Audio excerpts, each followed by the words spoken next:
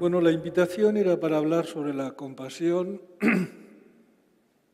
que dentro del ámbito de todo este mundo de técnicas de crecimiento personal, de maduración psicológica, parece que es una palabra pues, que tiene un fin y una virtualidad inexorable, es decir, que no puede ser cuestionada bajo ningún aspecto.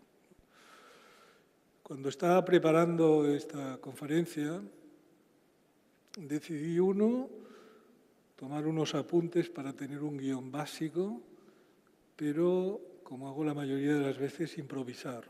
Esto significa que estas palabras no volverán a ser repetidas exactamente igual nunca más, porque son en gran medida fruto de la improvisación.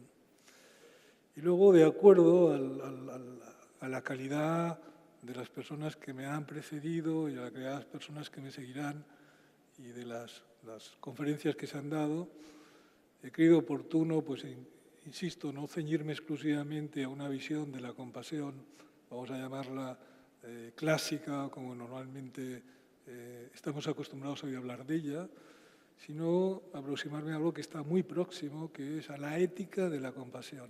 La ética de la compasión. Primero que nada, tendríamos que decir que diferenciamos notablemente el término ético del término moral. Porque muchas veces cuando hablamos de compasión entendemos la compasión desde unas virtualidades, desde unas características morales. Pero la moral es fruto de una creencia, la moral es consecuencia de una serie de informaciones subjetivas porque son realidades en las cuales yo creo. Por ejemplo, la mayoría de las religiones o todas las religiones tienen su moral, pero no todas las religiones tienen la misma moral. No es la misma la moral, por ejemplo, en el Islam que la moral cristiana. ¿Por qué? Porque las religiones, el concepto de moralidad, es decir, el concepto de bien, es consecuencia directa de las propias creencias religiosas. Si nosotros hemos de hablar de la compasión, no podemos movernos desde un concepto moral, porque entonces en función de la reflexión sobre lo que acabo de decir sería, bueno, ¿de qué compasión estamos hablando? ¿De la budista? Estamos hablando de la compasión desde el ámbito del cristianismo, la compasión desde el ámbito de los testigos de Jehová, la compasión desde el Islam, porque, vuelvo a insistir, es obvio, aunque nos parezca lo contrario, no es cierto que todos tengan la misma moral. Es más, la moral, y por lo tanto lo que se puede expresar en forma de compasión moral, es un constructo que viene dado por el propio hecho de la cultura en la cual me desarrollo, en la cual me muevo. El concepto del bien no es el mismo para un ortodoxo judío que para un adventista del séptimo día. Por lo tanto, si hemos de ser generosos, que es una palabra que va muy acompañada de la compasión, si hemos de ser un poco universales, no nos podemos ceñir en creencias, sino si hablamos de la compasión, hemos de hablar de una compasión que sea aceptable y asequible a todas las culturas, a todas las religiones, a los ateos, a los agnósticos y a los religiosos. Porque si no, sería una compasión, como vemos la mayoría de las veces, exclusivamente limitada, exclusivamente cercenada al ámbito de la propia creencia personal. Sí, se dice que la más noble acción del ser humano es la compasión. Se dice de la compasión que no es solamente quien da y quien recibe, sino que se constituye un trío que es el dador, el que recibe y la propia compasión. Se ha exacerbado y se ha exaltado desde un punto de vista semántico el concepto compasión, muchas veces confundido erróneamente con el concepto bondad, hasta límites increíbles. Sin embargo, hoy, esta noche aquí, pretendemos ver una concepción de la compasión un poco diferente. Vamos a movernos en criterios bastante filosóficos. ¿Por qué filosóficos? Porque si hemos dicho que la moral es consecuencia de lo religioso, de una creencia, la ética es consecuencia de una filosofía. ¿Qué quiero decir con que la ética es consecuencia de una filosofía? Bueno, si nosotros ahora, la semana pasada hizo un año que vimos la imagen escalofriante de aquel niño de 5 años ahogado en unas playas de Grecia, ¿no? Y ante aquella imagen, seas ateo, seas agnóstico, seas musulmán o adventista o lo que seas, ¿no? Hay una serie de movimientos emocionales dentro tuyo y que no son frutos de una creencia, sino que es evidente que aquello como seres humanos es una indignidad. Y es evidente que esa situación, el cadáver de ese niño de 5 años en esa situación, fotografiado, recogido, es una indignidad y es también una maldad. Pero no por términos morales, no por términos religiosos, sino por términos esencialmente éticos. Profundicemos un poco más en este concepto. A lo mejor algunos de vosotros habéis vivido la experiencia de tener termitas en vuestras casas, ¿no? Sabéis que son estas hormigas de un tamaño considerable que, entre otras cosas, son muy aficionadas a devorar la madera. En el norte de África y en Centroáfrica, estas termitas son bastante grandes, de un color tirando a blanco, y a diferencia de otro tipo de hormigas, no están protegidas por el característico cascarón que las hace más o menos inmunes a según qué tipo de ataques de otras hormigas. En este caso, estas hormigas están, diríamos, desprovistas de cualquier tipo de defensa. Este tipo de termita africano, otra característica que tiene es que acostumbra a hacer unos grandes hormigueros que se elevan como una especie de chimeneas que son muy visibles, ¿no? Esta especie de chimeneas de barro que son estos hormigueros contienen dentro, con una distribución parecida a las abejas, pues a la hormiga reina y a las crías, ¿no? De suerte que la sobrevivencia de estas termitas consiste en que esta estructura social y este hábitat, esta especie de cilindro de barro en el que viven, el hormiguero en definitiva, se mantenga. Pero paralelamente hay muchos animales, en las zonas donde hay elefantes y cada vez hay menos, por ejemplo los elefantes, que son aficionados a rascarse la espalda o restregarse sobre estos hormigueros. La consecuencia es bastante catastrófica para el hormiguero porque obviamente se destruye. Y al destruirse empieza una febril tarea. Por un lado, las hormigas obreras de dentro del hormiguero empiezan a reconstruir a toda velocidad el hormiguero. La sobrevivencia de la especie depende de este hecho. Y luego, estas hormigas de color blanco, las que son más, vamos a llamarles las militares, salen fuera del hormiguero porque saben que a las hormigas rojas, que son unas hormigas muy pequeñas, les encanta comerse las hormigas termitas, ¿no? Y a la que detectan que un hormiguero, es decir, es destruido, como si un castillo, las paredes del castillo pues cedieran y se pudiera entrar en él y tomarlo al asalto, estas hormigas rojas se van directas a comerse a las hormigas, ¿no? Estas hormigas grandes y blancas, las que no tienen cascarón, detienen al ejército que quiere invadir su hormiguero, ofreciéndose ellas como alimento de las hormigas rojas.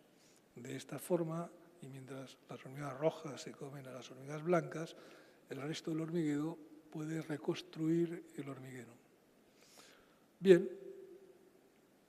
la reflexión ante esta situación sería el acto de las hormigas blancas dejándose comer, entregando su vida para que el hormiguero persista, es un acto de compasión hacia las hormigas que han quedado detrás.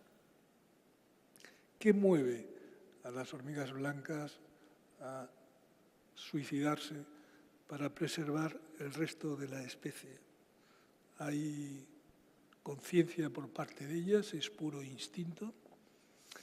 Hombre, es importante porque si no hay conciencia ética para hacerlo, porque el nivel de desarrollo cerebral no lo permite, porque no hay córtex, neocórtex, etc., lo hacen puramente instintivamente. Y si lo hace instintivamente esta especie, la de las hormigas, también podríamos de alguna forma deducir que el ser humano también sus actos de compasión más veraz, más sincero, puede ser puramente instintivo. Esa sería una aproximación filosófica.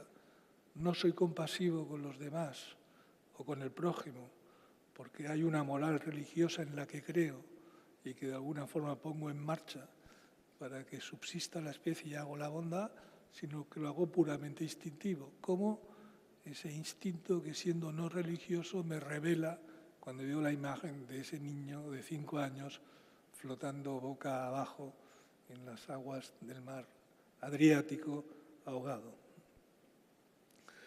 Por lo tanto,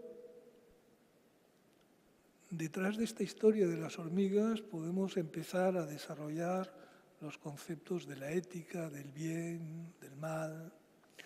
Normalmente, si queremos hablar de una ética de la compasión, deberíamos de movernos en estos 3 niveles. Uno, el bien. ¿Y qué es el bien? 2, la dignidad. Dado que si algo nos hace seres humanos es la dignidad. Y 3, el deber. Aquí el deber que sería seguir una conducta compasiva y ética, ¿no? Porque el entorno cultural en el que yo vivo implica este tipo de deber. Por ejemplo, como la conducta, el deber hipotético de las termitas dando su cuerpo a comer para que haya tiempo de reconstruir detrás el hormiguero. Hemos dicho que sobre estos 3 aspectos, el primero es el bien. Es decir, la compasión pretendría sería catalán, ¿no? La compasión pretendería hacer el bien al otro. Yo soy compasivo con el otro. Pero claro, hacer el bien al otro es estar muy convencido de lo que es el bien. Y me parece que todos los que estamos aquí, si es que todavía estáis, tenemos experiencias muy claras, muy nítidas, de las conductas de aquellas personas que están convencidas que tienen el bien, que son portadoras del bien. Me parece que todos hemos sufrido históricamente o en primera persona a estas personas que son portadoras del bien. Por otro lado, no sabemos qué es el bien. Podemos saber lo que es el bien porque sí sabemos lo que es la maldad. Y como hemos vivido la experiencia del dolor de la maldad, podemos suponer que lo contrario es el bien. Quiere decir que el bien supremo, por ejemplo, sería vivir en el paraíso. Pero nadie de nosotros ha vivido en el paraíso. Pero sí hemos vivido el mal, el dolor del mal, la experiencia terrorífica del mal, en nosotros mismos o en los demás. Por lo tanto, si podemos extrapolar qué puede ser el bien, lo hacemos en contraposición de la experiencia que tenemos del mal, ¿no?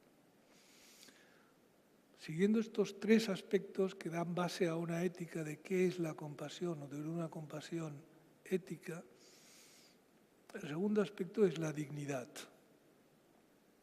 Decimos que el ser humano, si algo es, y si algo lo hace ser humano, es la dignidad, ¿no? Sabemos que cuando a un ser humano pierde su propia dignidad o le quitamos su dignidad, ese ser humano seguramente deja de ser tal ser humano, ¿no? El tema es que la nuestra es una sociedad en que cada vez más profesiones tienen códigos deontológicos, códigos de funcionamiento, los famosos códigos hipocráticos de la medicina pero todos los códigos deontológicos de la abogacía, etcétera, etcétera, de los abogados, etcétera, etcétera. Y sin embargo, siendo el momento en que más códigos deontológicos tiene la humanidad, más estamos hablando de que existe una crisis de valores. Decimos que no hay valores. Si decimos que no hay valores o manifestamos que hay crisis de valores, significa que los códigos deontológicos son códigos escritos, son palabras que están escritas, pero que de alguna forma no han tenido esta capacidad de infiltrarse en la propia humanidad, en la propia vivencia o en la propia sociedad. Por otro lado, cuando hablamos de dignidad con nuestros congéneres, es muy fácil entender que la gente que habla mi idioma, la gente que vive en mi país, etcétera, etcétera, con todos ellos es obvio que todos nos sentimos capaces de tener una conducta digna hacia ellos. Pero el tema se vuelve muy diferente cuando se trata de tratar con dignidad o con la misma dignidad a aquellas personas que no son de mi color, que no son de mis conductas sexuales, que no hablan mi idioma, que son de otro país. Por otro lado, el ser humano se llena la boca de la palabra dignidad y por lo tanto extrapola también la compasión de la dignidad, pero no solamente es cuestionable su conducta de dignidad hacia los que no son de su propia raza o comunidad, como a la de la dignidad de los animales. Hay culturas que pueden hacer fiestas de una auténtica matanza de un toro y, sin embargo, paralelamente están hablando de dignidad. Es decir, la dignidad humana de la que hablamos y, por lo tanto, la compasión que se extrapola es entonces una compasión que no tiene que ver o no incorpora o a los animales o a gente de otras razas o de otras culturas, sino que está exclusivamente dedicada a los míos. Con lo cual, insisto, eso es fácil. Y el otro aspecto que hemos hablado de esta ética de la compasión tenía que ver con el deber. El deber.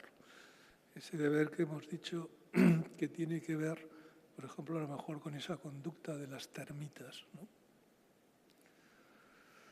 También, si recurrimos a los clásicos, en Troya, cuando Aquiles se enfrenta a Héctor, y Aquiles es un semidios que solamente tiene problemas en los talones, y Héctor es un simple ser humano que sabe que lo tiene muy mal delante de Aquiles, es decir, que Aquiles seguramente va a ganar, ¿no? Pero Héctor, para parar a Aquiles, sale fuera de las murallas de Troya para pelearse con él.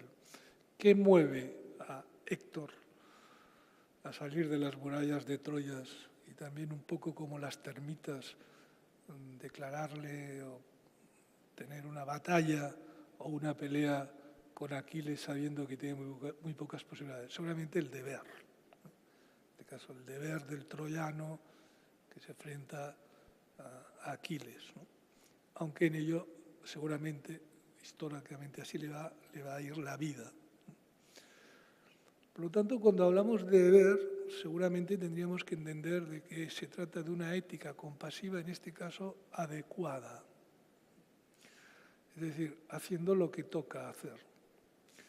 Sabemos que gran parte de lo que implica la madurez en el ser humano consiste en entender bien qué es adaptarse y qué es adecuarse, qué es lo adaptativo y qué es lo adecuativo. Como ahora no se trata de hablar de lo adaptativo ni de lo adecuativo, sino simplemente de la adecuación en relación al deber y a una ética de la compasión, una compasión, soy compasivo porque es lo que mi deber exige, ¿no?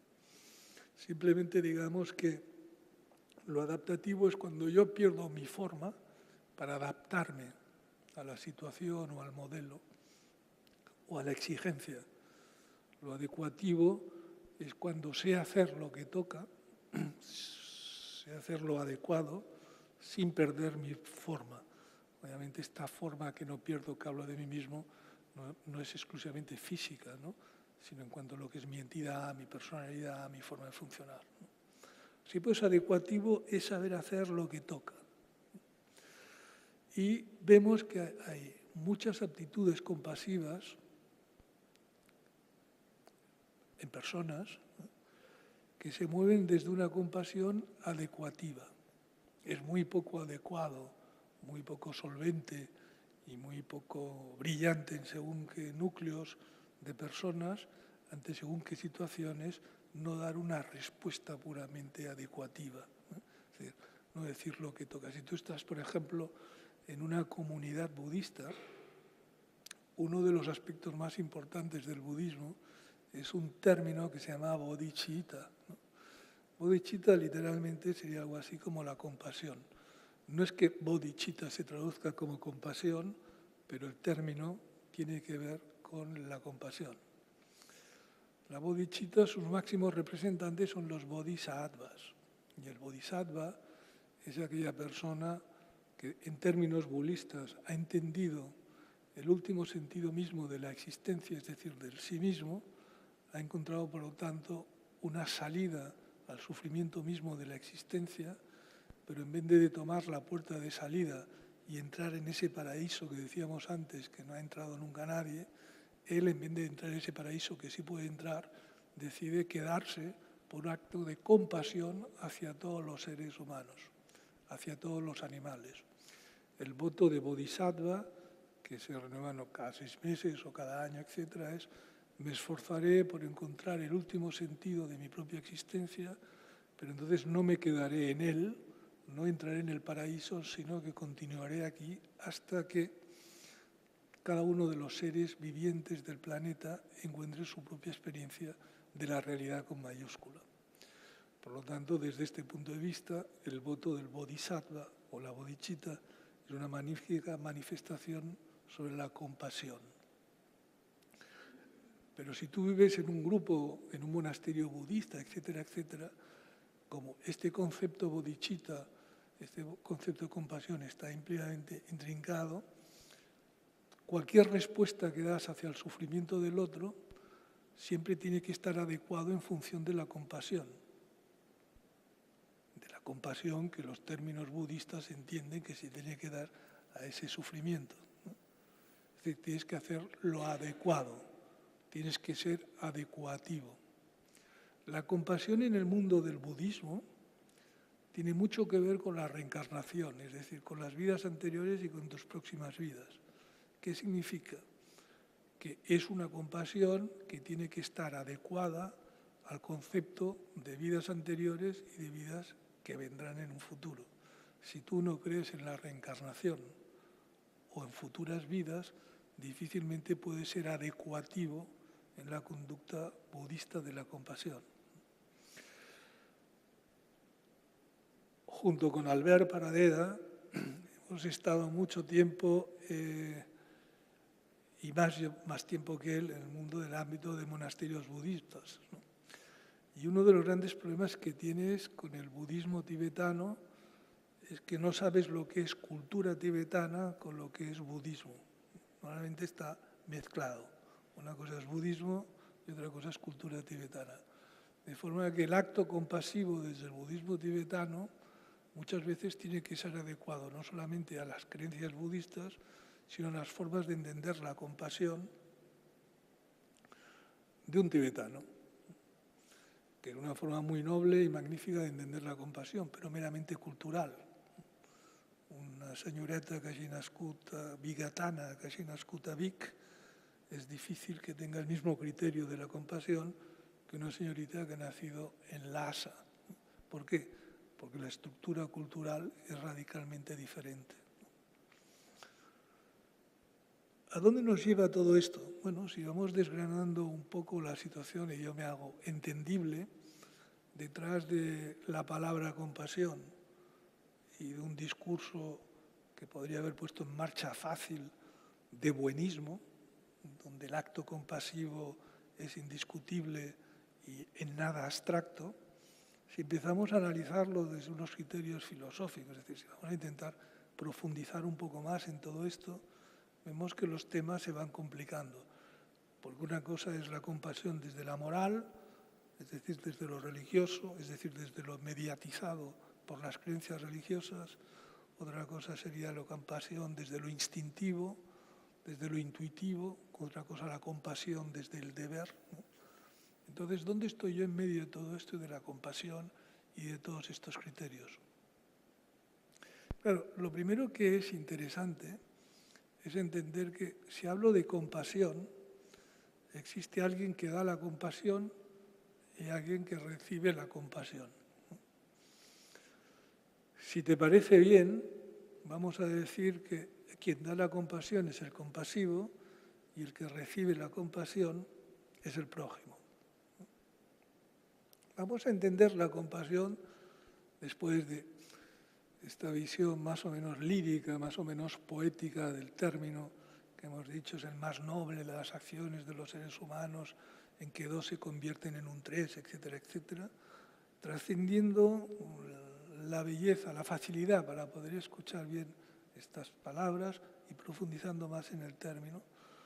Vamos a movernos en estos dos conceptos, compasivo y prójimo. La verdad es que no me ha sido difícil encontrar intelectualmente un ejemplo sobre el prójimo y sobre la compasión. He podido, de alguna forma, culturalmente, acercarme, en este caso, a los evangelios de Lucas, del 30 al 36. Y Lucas, el evangelio de Lucas, que tiene que ver con la compasión, ¿no? Y con lo que estamos hablando aquí. Pues mucho porque tiene que ver con el prójimo. Y estoy convencido que os sabéis de memoria ese pasaje de los evangelios, pero por si alguien no se acuerda del todo, os recuerdo que es la historia del buen samaritano. Un doctor de la ley se acerca al personaje histórico de Jesús y le pregunta, ¿quién es el prójimo? ¿Quién es nuestro prójimo? Y el personaje de Jesús contesta. Resulta que un mercader iba de regreso hacia su casa cuando es asaltado por unos ladrones que lo despojan de todos sus bienes y de sus ropas y además lo golpean hasta dejarlo prácticamente moribundo. Y se queda en estas condiciones al lado del camino. Se dice que al cabo de unas horas pasó por allí un sacerdote, vio la situación, vio un hombre desnudo, vio un hombre herido, que posiblemente su reflexión es que aquel hombre se merecía lo que había tenido, era un castigo divino, o seguramente era un malhechor y pasó de largo. Al cabo de otro rato, cuenta el personaje de Jesús, pasó un levita, que entendemos que es un miembro de una de las tribus de Leví, los levitas, una tribu judía, y al observar al personaje hace la misma reflexión. Es más, es temeroso de que pueda ser una trampa, de que al acercarse a ayudarle el hombre lo ataque a él y pasa de largo. Y luego finalmente aparece lo que es llamado el buen samaritano, un hombre que viene de Samaria, que al ver a este personaje en estas condiciones se compadece, se dice que lo unge, es una palabra que me gusta mucho, con vino y con aceite le unge las heridas, le da sus ropas y lo arrastra hasta una posada y le dice al posadero, aquí tienes unos denarios, dinero, cuida de este hombre, yo voy a un lugar, de vuelta volveré a pasar por aquí y si ha gastado más dinero del que te estoy dando ahora, yo te daré el dinero que falta. Y el hombre samaritano, el buen samaritano, se va dejando a la pobre persona herida en el lugar. Entonces el personaje de Jesús le pregunta al doctor de la ley, ¿quién te parece que es tu prójimo? En esta se pregunta al doctor, ¿no?, de la ley. A lo que el doctor de la ley contesta que el samaritano. Esto es un pasaje muy interesante desde esta óptica, porque aquí el personaje histórico de Jesús cambia la situación y cambia la pregunta. Es decir, el doctor de la ley pregunta quién es mi prójimo. Y lo que le contesta Jesús es ¿de quién eres tú el prójimo? Porque para ser compasivo tú tienes que ser el prójimo del otro. Si yo no soy el prójimo, difícilmente puedo ser ese compasivo. La conducta del sacerdote y del levítico es una conducta desde el yo, desde el ego, desde la reflexión, desde las ideas, desde las adecuaciones, es adecuado, no es adecuado, desde lo puramente intelectual, es el bien, no es el mal, ¿no? La conducta del buen samaritano es, al margen de todos estos criterios, simplemente se pone en el lugar del otro. Esto me podría estar pasando a mí, esa persona podría ser yo. Yo soy el prójimo. Y como yo soy el prójimo, yo atiendo a esa persona que podría ser yo. Este es un acto de compasión en su manifestación más pura y en su manifestación más ética. Es decir, aquí no hay buenas acciones para acumular buen karma. Aquí no hay hago lo adecuado, aquí no trato a esta persona porque es de mi raza, de mi pueblo o de mi país, aquí, sino que simplemente es ponerme en el lugar del otro. Ese ponerme en el lugar del otro es el primer gran caso de lo compasivo. ¿Por qué nos interesa todo esto? Hombre, porque si no, como muchas veces nos movemos en el ámbito puramente de lo intelectual, de las creencias, de las palabras, decimos ser compasivos, la manifestación externa de nuestra conducta parece ser plena de compasión y de amor, y sin embargo lo que alberga detrás de esos aspectos es algo muy diferente, factores culturales, ambientales, psicológicos, etc. Hay al margen algo que nos podría dar un poco más de pie a entrar en el concepto de la ética y de la compasión, que es, ¿tengo la libertad real de ser compasivo? Esto lo observamos desde dos ámbitos. Claro, si mi respuesta compasiva es consecuencia de mis creencias, tendría que ver hasta qué punto he sido libre de acceder a mis creencias, o mis creencias las he heredado porque he vivido dentro de un marco o de un ámbito cultural específico. Es decir, que las creencias compasivas de un niño budista tibetano le han sido imbuidas porque se ha desarrollado en ese medio. Él no ha tenido posterior la libertad de admitirlas o no. Aquí intentamos algo que me parece muy fascinante y que yo intento desde ya hace bastantes años poner en voz alta, aunque sé que es un discurso que es complejo, es un discurso difícil de oír, ¿no? Y sobre todo en este mundo de creencias, de entidades que crecen, maduran y se iluminan, y todas estas cosas, parece que no es excesivamente oportuno, pero hay que ser obviamente sinceros con la propia visión de cada uno, ¿no? Hay un personaje dentro del ámbito de la filosofía occidental que es Schopenhauer. Muchos dicen de Schopenhauer que es un pesimista.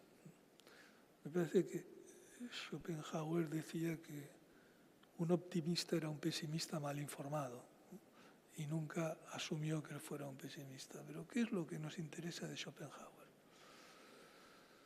Schopenhauer no le preocupa si yo soy libre de ser compasivo o no. O sea, si yo soy libre de hacer o dejar de hacer las cosas, si yo soy libre de querer o no querer las cosas.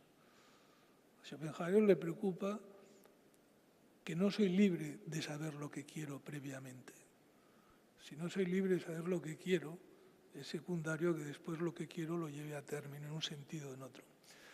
Este concepto, que de alguna forma da de lleno en la línea de flotación del barco de muchas formas de pensamiento occidental y muchas religiones, es la esencia misma del budismo, la esencia del tantrismo y la esencia del budismo, la esencia del Vedanta Advaita. Todas ellas filosofías muy antiguas. Esencialmente, porque el tema es, como os digo, complejo, vendría a ser algo así como lo que yo llamo es una corriente de pensamientos que circula por mi cerebro y que por factores genéticos, por aprendizaje, ambiente, etc., son entendidos y vividos de una forma concreta. Desde ahí yo contemplo el mundo y me contemplo a mí mismo, pero mi contemplación siempre será subjetiva. En primer lugar, porque el que contempla el mundo es el sujeto, yo. Por lo tanto, si yo soy un sujeto, todo lo que veo es objeto.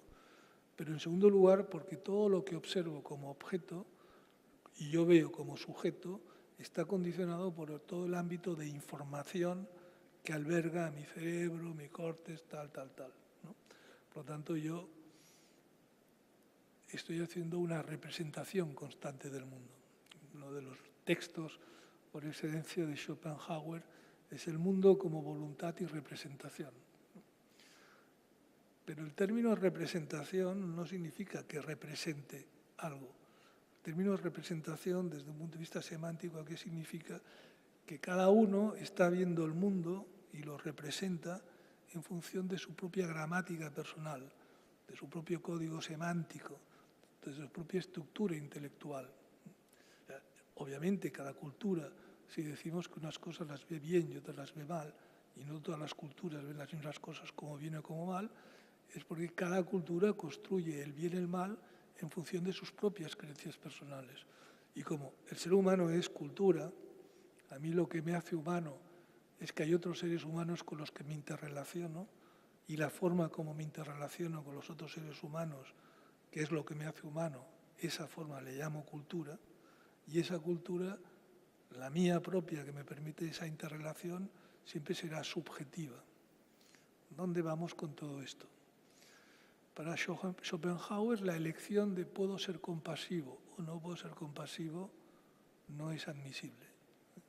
No existe tal entidad que en plena libertad pueda elegir ser compasivo o no ser compasivo.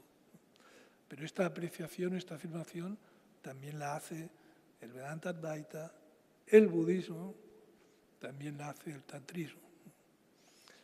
Es decir, estamos en un momento en que todas las conferencias y técnicas y cursos de crecimiento personal están muy centradas en un yo, en una entidad, con nombre, apellido, sexos, etc. Y lo abordamos desde diferentes escuelas, ¿no? Desde la psicología dinámica y todo el mundo psicoanalítico, más estructuralmente desde la semántica, si nos movemos con Lacan, o más estructuralistas, o somos más conductuales, o más sistémicos, o más cognitivos. Il y a beaucoup, hay muchísimas visiones de ver el asunto. Pero fíjate que todo se ciñe sobre la incidencia constante de que existe realmente una entidad que llamo yo, y que esta entidad que llamo yo tiene libre albedrío para tener una conducta o no tenerla. En la práctica profunda de la meditación o en la reflexión intuitiva, llevando en términos más o menos profundos conductas humanas tan aparentemente fáciles de explicar como puede ser la compasión, descubrimos que esto no es exactamente así, que las cosas pueden moverse en un ámbito muy diferente. Yo soy humano y cada vez soy más humano en la medida en que cada vez sigo menos mis propios modelos. Soy humano en la medida en que soy capaz de transgredir. Esto es lo que de alguna forma me humaniza. En la medida en que me acoplo constantemente a modelos, a deberes o a conductas o a modas o a ideales o a creencias, en la medida en que me repito a mí mismo, es decir, que no transgredo la convicción de lo que yo soy, es un acto de repetición tal que le resta a mi humanidad. Antes decíamos, ¿qué es lo que nos hace menos humanos? Perder la dignidad. Y esa dignidad, ¿a qué está tremendamente asociada? ¿Podemos entender una dignidad sin libertad? ¿Existe la dignidad del esclavizado o del esclavo? Posiblemente en términos muy teóricos sí, ¿no? Pero de una forma más esencial es muy difícil. La persona que está sometida porque es un esclavo a todo, que tenga la dignidad de sentirse un ser humano. Por lo tanto, si algo me hace libre es la dignidad. Para ser libre necesito de la dignidad, pero para ser libre tengo que transgredir. Si no transgredo, si no me transgredo, si no existe esta transgresión consciente, obviamente en el momento adecuado, no antes, es un acto constante de repetición. Entonces me muevo con modelos heredados, el modelo de bondad, el modelo de bien, el modelo de compasión, el modelo de virtud, ¿no? Modelos de los cuales yo espero de alguna forma una retribución o porque la visión de mis colegas culturales me admiren por lo compasivo que soy o porque estoy poniendo semillas para entrar en un cielo en un momento determinado en el cual seré recompensado por toda mi compasión, pero es obvio que qué compasión es esta, que es un business, que es un negocio. ¿Qué compasión puede existir cuando lo hago simplemente porque sé que hacer eso que llamo hacer el bien es de alguna forma una manera de hacerme el bien a mí mismo? Y luego insisto, ¿qué es el bien? Y vuelvo a insistir una vez más. Y esas personas que están convencidas que son portadoras del bien, tenemos experiencia sobre ellas, ¿no? Es posible que muchas de las personas que estéis aquí estéis familiarizadas con un monje cisterciense. Se publicó su primer libro en castellano, traducido del inglés, La montaña de los 7 círculos. Hay versión catalana, ignoro por qué en catalán se publicó en 2 tomos y el segundo tomo es incapaz de encontrarlo nunca. El primero lo tengo, ¿no? En castellano es un solo tomo. Thomas Merton es un personaje muy interesante porque acaba profundizando como monje cisterciense en las técnicas de meditación zen, etc. De hecho, muere de una forma muy tonta en el Japón, porque le cae encima, se suelta uno de aquellos ventiladores orientales que dan vueltas y lo mata, lo electrocuta. Pero dice algo muy interesante. El hombre más peligroso del mundo, dice Thomas Merton en uno de sus textos, el hombre más peligroso del mundo es aquel que está convencido que sabe lo que es el bien. Y nosotros, vuelvo a insistir, tal vez por experiencia, sabemos que las personas convencidas de que saben lo que es el bien son especialmente peligrosas. Como se trata de ser compasivo, y os tengo aquí, supongo que todavía estáis, insisto, al hilo de mis palabras, no quiero alargarme mucho más, simplemente abriros a qué es lo que realmente soy. Aquello que cuanto más doy, más tengo. ¿Qué es lo que menos soy? Aquellos que cuanto das más doy, menos tengo. Como no soy un billete de 20 euros, contra más 20 euros menos 20 euros tengo. Pero si soy amor, contra más amor doy, más amor tengo. Entonces, en el budismo se dice: abandona toda esperanza. Date por vencido. O, más singular todavía, date. Simplemente date. Más allá del abandono de la esperanza, simplemente date. Seguramente detrás de ese darse está la esencia misma de la compasión. Si la compasión es esa maravillosa forma de amor de la que hemos hablado, si la doy y realmente la doy desde la honestidad o desde la sinceridad, si soy un buen samaritano que me siento prójimo del otro, es decir, que comparto el dolor del otro, seguramente contra más compasión de, más compasivo soy, contra más amor de, más amor doy. Bueno, llevo prácticamente 1 hora hablando, sé que se os ha hecho muy corto. Me gustaría dejar las cosas así, es decir, que esto sea un acto de reflexión. Sé que según quién las palabras les pueden haber sonado muy excesivas, otra menos, ¿no?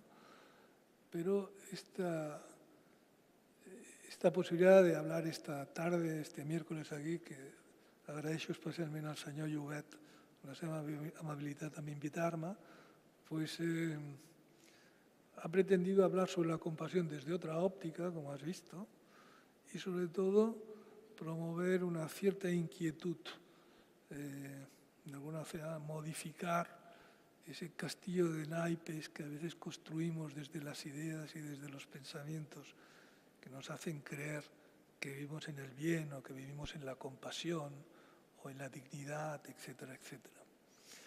Porque si realmente fuera cierto que nuestras especulaciones intelectuales o nuestras creencias serán portadoras de la verdad, no viviríamos en los niveles de la inquietud en los cuales estamos viviendo, ¿no? Nadie tendría que hablar especialmente de nada porque ya me viviría en una plenitud, ¿no?